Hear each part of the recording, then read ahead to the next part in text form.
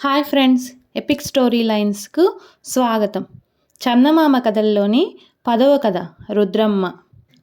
మనం 3 సార్లు మహాసామ్రాజ్యం స్థాపించాము. మొదటిది ఆంధ్ర సామ్రాజ్యం, రెండవది కాకతీయ సామ్రాజ్యం, మూడవది విజయనగర సామ్రాజ్యం.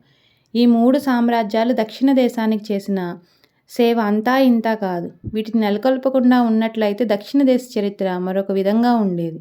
ఈ సామ్రాజ్యాలను సమర్థతతో పరిపాలించిన వారిలో ఎంతోమంది స్త్రీలు కూడా ఉన్నారు. వారిలో రుద్రమ్మ ముఖ్యురాలు. కాకతి గణపతిదేవ మహారాజుకు ఆడపిల్ల అయినా మగపిల్లాడైన రుద్రమ్మ ఒక్కతే. తండ్రి తర్వాత రాజ్యం చేయవలసింది ఆమె. అందువల్ల గణపతి దేవుడు రాజుకు కావాల్సిన విద్యలన్నీ రుద్రమ్మకు చెప్పించసాగాడు. రుద్రమ్మ కత్తి సాము నేర్చింది, గుర్రపు స్వారీ నేర్చింది, సేవల నడమ నేర్పింది, కోటలు పట్ట నేర్చింది. ఇంకా మంచిరాజుకి ఎన్ని విద్యలు కావాలో అన్ని విద్యలు నేర్చుకుంటూ ఉంది. ఇది మాత్రం తల్లి నారమ్మకు నచ్చలేదు. అప్పుడప్పుడు నారమ్మ భర్త గణపతి దేవునితో అంటూ ఉండేది, ఆడపిల్లకి కత్తి సాములేమిటి, ఏ సంగీతమో ఏ చిత్రకళో నేర్పించక. ఆడపిల్ల అన్న తర్వాత ఆడపిల్లే కానీ మగపిల్లాడు అవుతుందా? ఇవాళ కాకపోతే రేపైనా ఒక అయ్య చేతిలో పెట్టవలసిందే కదా.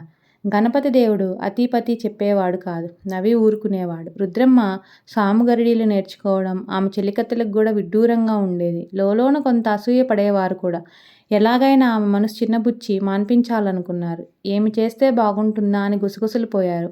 అది కాదన్నారు, ఇది కాదన్నారు. చివరికి ఎలాగైతేనే ఒక నిర్ణయానికి వచ్చారు. ఆనాడు రుద్రమ్మ ఉద్యానవనంలో ఒంటరిగా కూర్చుని ఉంది. అప్పుడే ఒక్కొక్క చెలికత్తె వచ్చి జయము జయము యువరాజా అంటూ పక్కనే నిలబడింది.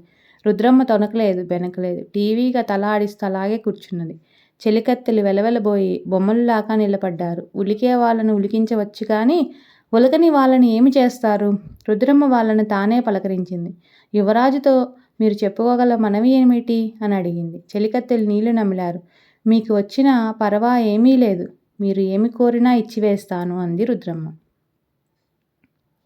చెలికత్తెలు ఒకరి ముఖం ఒకరు చూచుకున్నారు. అది అడిగితే బాగుండును, ఇది అడిగితే బాగుండని ఒకరికొకరు సైగ చేసుకున్నారు. చివరికి పెద్ద చెలికత్తె చేతులు జోడించి, మీరు ఆయుధాలు ఇకెన్నడూ ముట్టుకోకపోతే చాలు, అంతకన్నా మాకు కావాల్సిందేముంది అన్నది. రుద్రమ్మ మనసు కటకట పడ్డది. ఇంతకాలం నేర్చుకున్న సాముగరిడీలు ఏమి కాను? ఆయుధం ముట్టకపోతే తన తండ్రి మనసు ఎలా ఉంటుంది? మాట తప్పితే చెలికత్తెలకు తన మీద గౌరవం ఏమి ఉంటుంది? ఆమె ఆలోచించి చివరికి అన్నది, సరే అలాగే, కానీ నన్ను ముందు సాముగరిడీలలో ఓడించాలి. ఆ పని ఎవరు చేసినా మళ్ళీ ఆయుధం పట్టను. చెలికత్తెలకు ఎక్కడ లేని సంతోషం వచ్చింది. సరేనంటే సరేనన్నారు. ఈ సంగతి రాణి నారమ్మకు చెప్పారు. ఆమె కూడా మురిసిపోయింది. కూతురు చేత సాముగరిడీలు మాన్పించవచ్చుననుకున్నది. వెంటనే మంత్రిగారిని పిలిపించి సంగతి చెప్పి కత్తి సాములో ఆరితేరిన రాజకుమారుణ్ణి పిలిపించమన్నది. మంత్రి నవ్వాడు.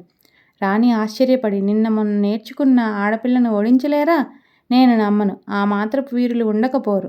మహారాజు గారి వల్ల మాట వస్తుందని భయపడకండి, వారికి నేను చెబుతాను అన్నది. మంత్రి వినయంగా చెప్పాడు, కాకతీయ వంశ చరిత్ర మీకు సరిగా తెలియదు. తాత ముత్తాతల నాటి నుంచి నేను ఎరుగుదును. కత్తిసాములో ఈ వంశం అందవేసిన చేయి. ఈ వంశంలో పుట్టింది రుద్రమ్మ.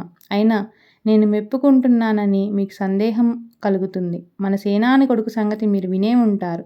కత్తిసాములు అతన్ని మించిన వాళ్ళు ఈ రాజ్యంలో లేరు. రేపే పిలిపించి పోటీ జరుపుదాము, మీకే నిజం తెలుస్తుంది అన్నాడు. మర్నాడు రుద్రమ్మకు సేనాని కొడుకుకు మంత్రి రాణి సమక్షాన కత్తిసాములో పోటీ పెట్టించాడు. రుద్రమ్మ అనాయాసంగా సేనాని కొడుకుని ఓడించి వేసింది. నారమ్మ తన కళ్ళను తాను నమ్మలేకపోయింది. ఆ పోటీ చూసినప్పటి నుంచి కూతురి చేత సాముగరిడీలు మాన్పించాలన్న పట్టుదల మరీ ఎక్కువైంది. భర్త గణపతి దేవునితో పోరుకాడి ఎలాగైతేనే ఆయన్ను ఒప్పించింది. వెంటనే రాజ్యమంతటా రుద్రమ్మను ఓడించిన వారికి ప్రధాన సేనాని పదవి ఇస్తాము అని చాటింపు వేశారు. మేము ఓడించగలమని కొమ్ములు తిరిగిన యోధులు, రాజకుమారులు వచ్చారు. కానీ రుద్రమ్మను ఓడించిన వారు లేకపోయారు. ఇక రుద్రమ్మకు ఆయుధం విడిచిపెట్టవలసిన పని లేకపోయింది. ఈ రుద్రమ్మదేవే గణపతి దేని తర్వాత చాలా కాలం అంగరంగ వైభవంగా కాకతీయ రాజ్యం ఏలింది. ఈమె మనవడే ప్రతాపరుద్రదేవుడు. ఈమె పరిపాలనలో జరిగిన విశేషాలు చాలా ఉన్నాయి. మళ్ళీ ఇంకోసారి చెప్పుకుందాం వాటిని.